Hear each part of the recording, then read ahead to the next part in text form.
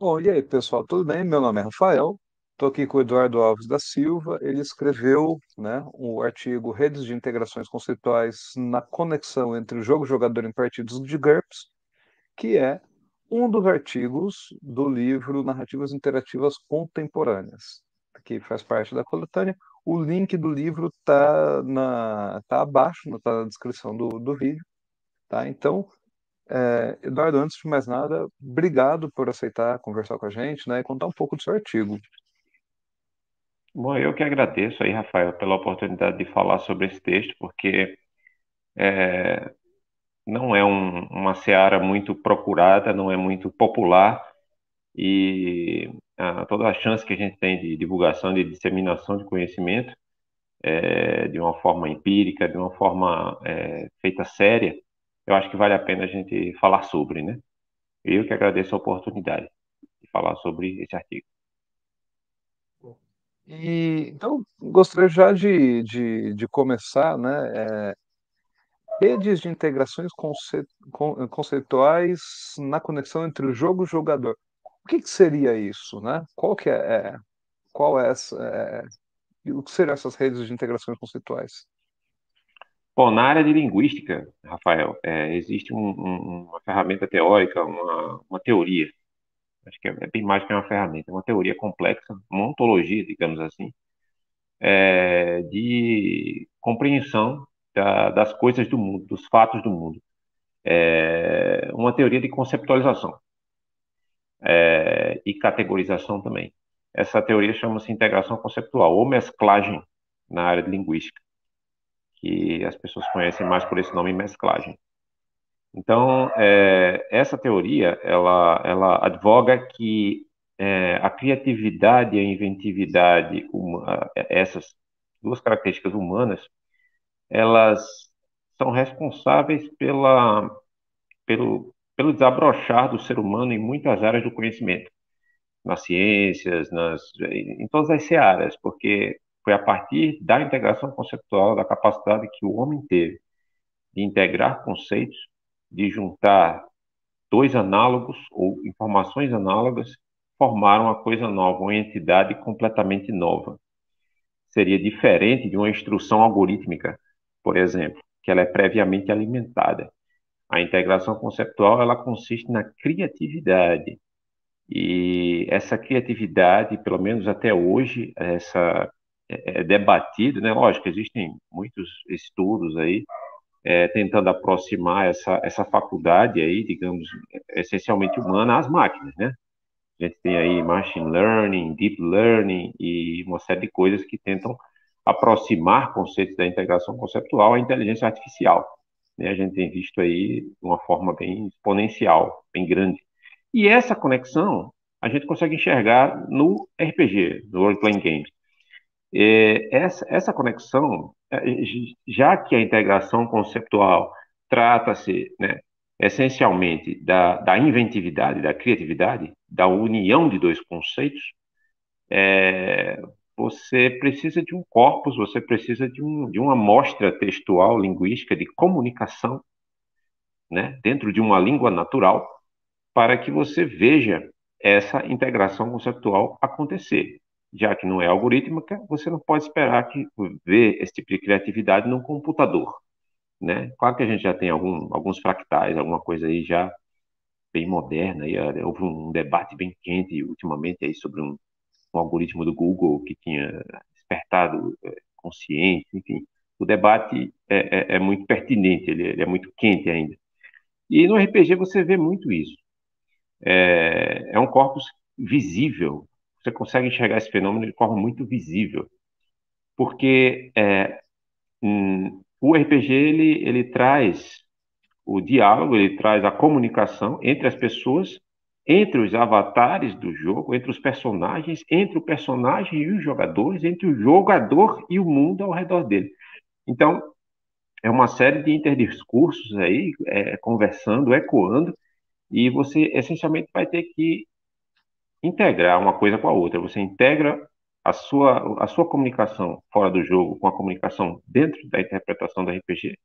Você integra um conceito fora do RPG com um conceito dentro do RPG. você forma para si, vamos supor, a imagem de um contrafactual fictício ou fantástico, como um dragão, por exemplo, que não existe isso, não há previsão disso na realidade. Então você essencialmente vai ter que fazer uma integração conceptual. Então, respondendo à sua pergunta, a integração entre o jogo e o jogador vem disso, né? A integração conceptual, que ela ali intercambia, né? Ela está interconectada entre o jogador e o jogo, por causa não apenas do discurso, mas por toda essa emulação que o jogador tem que fazer para poder viver na pele do personagem. Então, a escolha desse corpus foi essencialmente para isso, que é muito visível. Basicamente é isso aí. E o fato de ser em GURPS tem alguma característica específica ou é talvez você é algo específico que você vê no GURPS ou é um exemplo porque você conhece o jogo e etc. Tá aí uma pergunta muito boa, Rafael, porque foi me perguntado o seguinte: ok, você consegue integrar conceitos, você consegue gerar criatividade jogando RPG, claro. Você precisa entender, por exemplo, vou dar um exemplo aqui para quem joga RPG, acho que vai lembrar. É um tipo de um homem-corvo. Ele chama Kenko, né, no Dungeons and Dragons. No entanto, para muitas das pessoas que participaram dessa pesquisa, uns desses homens-corvos eram mais humanos, outros falavam, outros grunhiam, outros tinham penas pretas, outros tinham penas marrons, outros andavam quicando, outros andavam voando. Então, cada um tem uma integração diferente. Aí me perguntaram, o sistema influencia nesse tipo de coisa, que foi essencialmente por que GURPS? Mas você tem uma predileção específica por GURPS, apesar de ser o meu sistema de RPG favorito, o GURPS ele não influencia, não influenciou. A escolha foi por GURPS porque por ser um sistema genérico, me permitiu usar menos muletas conceptuais para chegar em determinado conceito, entende? Quando você joga Dungeons and Dragons, você tem conceitos muito, como é que eu posso dizer, cristalizados até.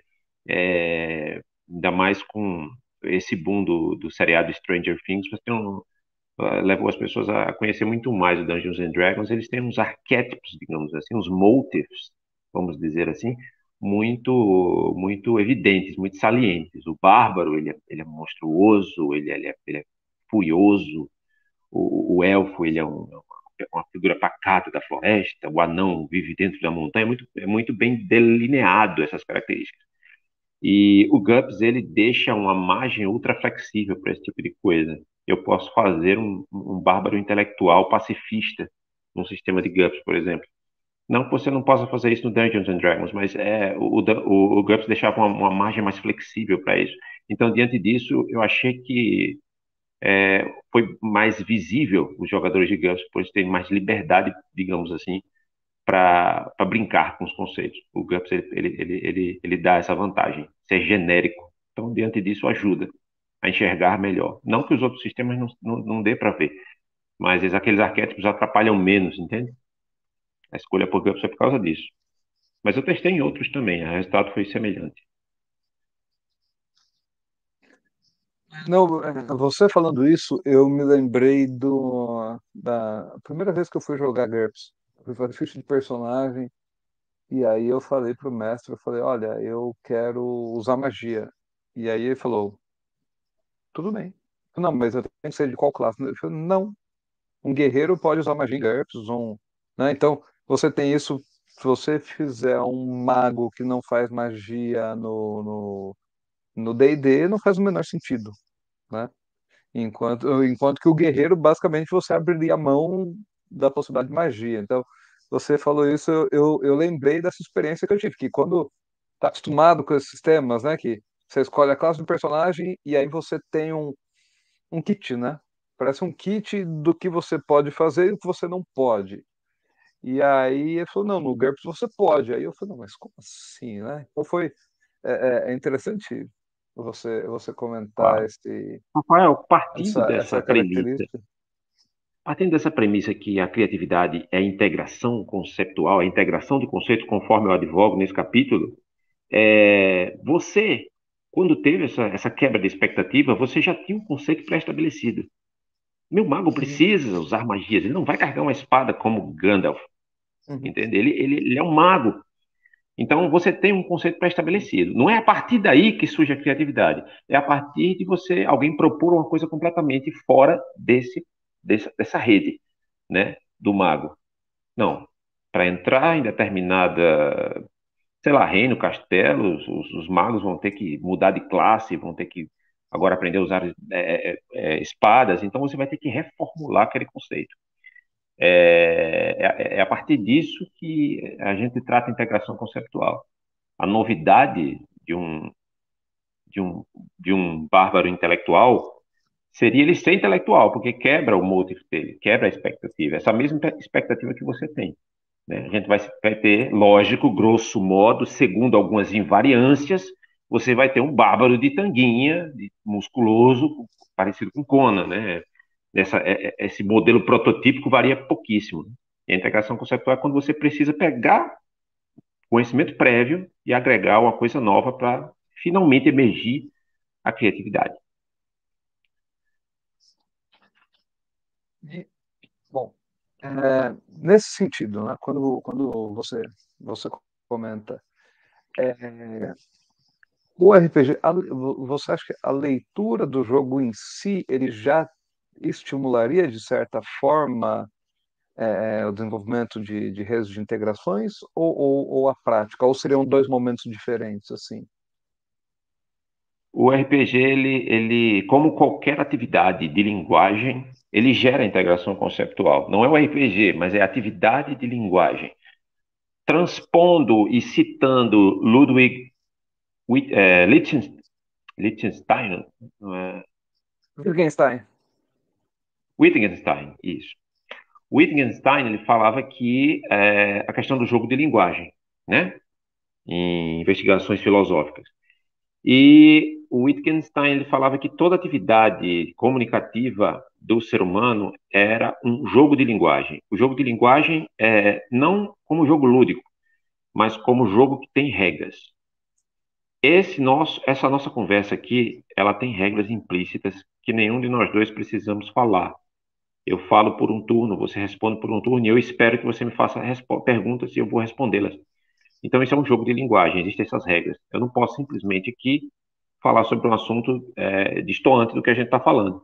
Quebraria o jogo de linguagem. O RPG é um jogo de linguagem, a aula é um jogo de linguagem, a conversa informal no bate-papo de bar é um jogo de linguagem. Só que o RPG ele é muito evidente, porque ele é muito polissêmico e tem muitas vozes ecoando nesse jogo. Né? Você tem a voz do personagem, você tem a voz do narrador, você tem a voz da negociação coletiva, você tem a voz dos NPCs, você tem um conglomerado ali negociado entre todo mundo para fazer algum tipo de ação. Então você tem um jogo de linguagem ultra complexo. Em diante disso, você vai ter mais integrações conceituais, as redes de integrações conceituais. Não vai ser mais só uma união de um conceito simples, como aquele do Kemp que eu te falei, mas toda uma situação. Eu não sei se tem nesse capítulo, mas deve ter. Acho que nesse capítulo, discretamente, você vai pegar um jogador que tinha faltado a sessão de jogo e, em função disso, ele também acabou faltando dentro do jogo. E como não se sabia onde ele morava, pegaram a informação mais próxima, subjetivamente e inconscientemente, que ele morava num bairro específico e fizeram meio que uma mistura do nome com como se fosse um reino. Então, quer dizer, foi uma integração, uma rede de integração muito grande, porque envolveu o ambiente fictício, o ambiente fora dele, para criar uma coisa que não é nem o jogo, nem o que está fora dele. Esse é um clássico exemplo do que o Wittgenstein poderia chamar de jogo de linguagem. Então, é basicamente as redes de integrações, não só no RPG, mas nas atividades comunicativas. A escolha do RPG é porque ele é mais evidente, ele é mais lúdico, e ele é muito rico para se enxergar determinadas coisas, né? Ó, e aí, pelo que você está comentando, então, que toda essa linguagem. Bom, como em toda linguagem, né, você está falando das as regras da comunicação, do que se espera e etc. O fato o fato do jogo ser um jogo que ele lida, né, com essa construção coletiva e a partir da linguagem, né? Então, muito mais do que, por exemplo, se a gente for falar do futebol, por exemplo, o futebol, a gente poderia pensar em regras, etc., mas ela tem muito físico ali, né? Dentro dessa perspectiva, o, o RPG ele seria um jogo do diálogo, basicamente, da necessidade constante de dialogar, dialogar jogo, jogador, mesa, todas essas condições. Como seria Sim, esse ritmo, assim? sim, a aproximação epistemológica que Wittgenstein faz sobre o jogo de linguagem e sobre os jogos em geral são as regras mesmo. Só que o jogo de linguagem, como você disse, é essencialmente mediado e veiculado pela linguagem. Sem linguagem não haveria jogo de linguagem. A aproximação que ele faz, até metafórica, para um jogo é essa, né? É a respeito disso. E o RPG, ele é um jogo negocial e ele é dinâmico e não é discreto, como um futebol, por exemplo, que ali você tem uma coisa determinada. Mas no RPG a regra pode mudar, assim como em qualquer diálogo. Estamos aqui fazendo uma entrevista, mas a gente pode mudar as regras dessa entrevista. Eu posso te perguntar outra coisa, não estava no script, mas, quer dizer, essas regras são dinâmicas. O jogo de linguagem ele é um jogo dinâmico. Por isso, existe uma aproximação, não nesse meu trabalho, mas em outros trabalhos que eu publiquei, da aproximação. Eu devo ter comentado isso, da atividade de linguagem, do jogo de linguagem, a uma espécie de processo adaptativo complexo, como um sistema complexo com atratores, com dinâmica, com instabilidade constante. Um conceito emerge, mas logo depois ele rui e, e se torna outro conceito. Eu posso até explicar isso de forma dinâmica com um exemplo. Eu acho que nem está nesse capítulo, mas num dos meus artigos tem. Os personagens estavam falando sobre uma deusa élfica. Só que do nada passa um carro de som com funk na rua. E eles começam a aproximar esses valores do funk a essa deusa. Então eles começam a pensar que a deusa dança funk, usa roupas curtas, né, usa jargão suburbano. Não que isso tenha nada a ver com o contexto medieval lá do Dungeons and Dragons, mas fez parte do sistema. Isso são características de sistemas complexos. A adaptação, a adaptabilidade inerente e involuntária. Elementos aparecem, são processados nesse espaço genérico, e eles saem e eles entram, e o sistema ainda se mantém estável, como uma conversa. Ou, se houvesse aqui uma interrupção, a gente daria um jeito de estabilizar. Então, a comunicação é um processo complexo, como um sistema adaptativo. Respondendo a tua pergunta sobre a diferença discreta de um jogo, por exemplo. Me veio uma coisa agora na cabeça que você está comentando. A comunicação, então, de certa forma, seria uma forma de estabilizar a instabilidade? A gente poderia dizer isso ou não? Nesse sentido de que todos os elementos que aparecem vai se acomodando e criando uma É, comunicação em comum. tem isso sim. Olha só.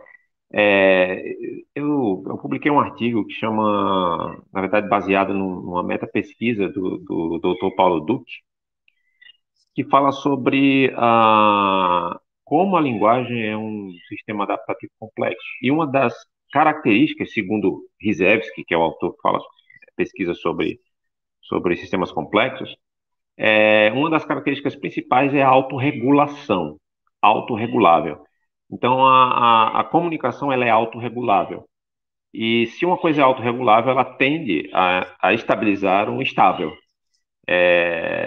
Eu cheguei a escrever sobre a aproximação epistemológica dessa comunicação com, por exemplo, a força de entropia, muito vista na química, segundo Boltzmann. né? Eu escrevi isso com um físico, com o Dr. Braulio Soares. É, a gente viu que uma máquina de Carnot, por exemplo, que não tem nada a ver com comunicação, ela se aproxima muito dos processos comunicativos, porque ela é ideal. Ela recebe uma entropia caótica, instável, se estabiliza e consegue rendimento máximo. É assim num processo de comunicação, certo? Num debate, por exemplo, a gente, intervenção ou outra, acaba todo mundo se entendendo. Senão, o sistema rui e reinicia de novo. Então, a comunicação é um pouco disso, estabilizar a instabilidade, porque é um atributo essencial de um sistema complexo, autorregulação. E o que que seria, qual seria a emergência, né? Quando fala sobre elementos que emergem, né, nesse processo, qual que é a importância dele nessa nova comunicação, nesse, nessa nova condição? É interessante isso, porque assim, o output final, certo? A emergência final da formação de sentido, eu, eu tenho essa conclusão recente, depois do trabalho de doutoramento, é que essa conceptualização, essa emergência, ela é volúvel, ela nunca fica completamente esquematizada, ela não fica completamente fechada, né? Rafael, você está ouvindo o miado?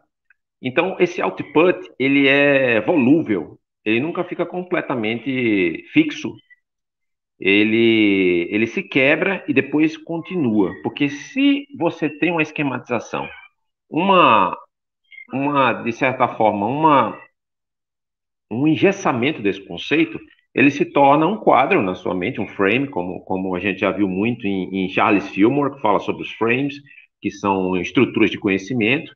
Um dos frames, por exemplo, você citou aí, é o mago que solta magias, bola de fogo, não sei o que, isso é um frame, isso é uma coisa dada.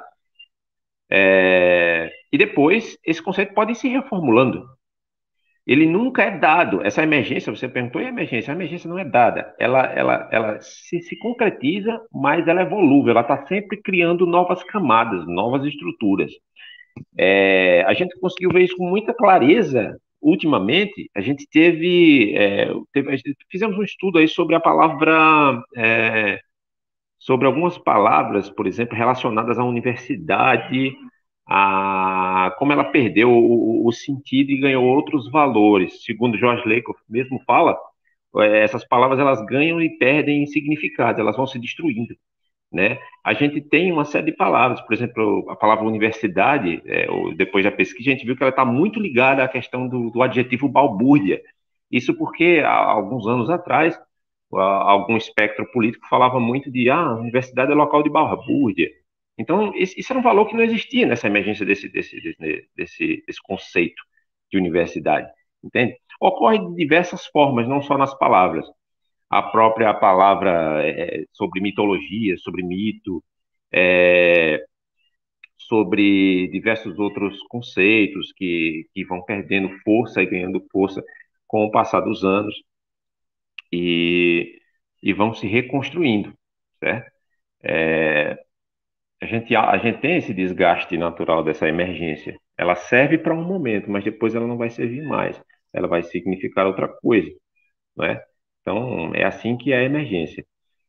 Você tem um dado significado que é comum àquela comunidade, mas logo depois aquele conceito ele vai se destruindo, se transformando em outra coisa, né? Então a emergência ela nunca é dada, está sempre em movimento, sempre em reconstrução.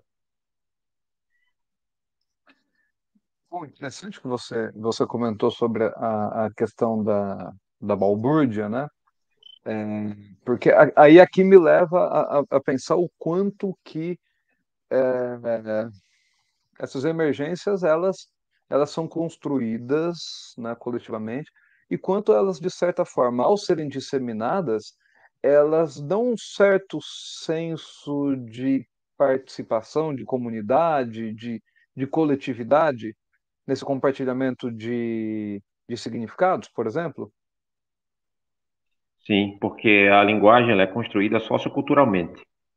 E a carga simbólica que damos às palavras, às situações, às coisas, ela é meramente, essencialmente, sociocultural. Mas tem essa motivação. Então, as pessoas, a língua é viva. Então, você nunca vai ter, por exemplo, o Esperanto jamais vai chegar no ponto que o inglês chegou. O inglês é o verdadeiro Esperanto. É uma língua que não é igual que a gente fala nos Estados Unidos, mas todo mundo fala um pouco de inglês. O inglês chegou onde o Esperanto nunca vai chegar. Ou seja, é um organismo vivo, não tem como controlar. Isso nos leva até aquele debate do gênero neutro, do todes, todes, x.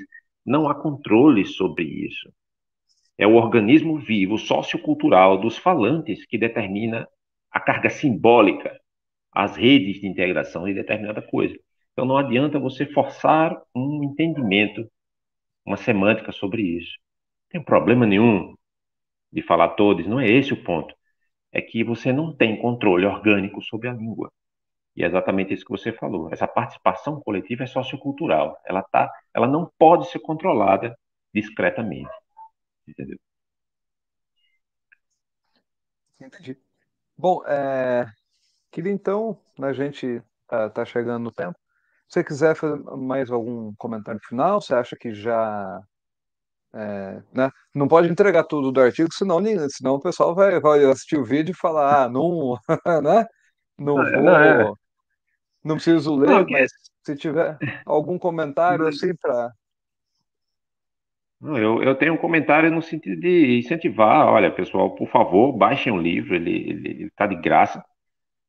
Leiam, porque assim, eu dei uma olhada e tem textos excelentes, de muitas searas de comunicação e no texto que evolui. Não temos mais um texto engessado, sabe?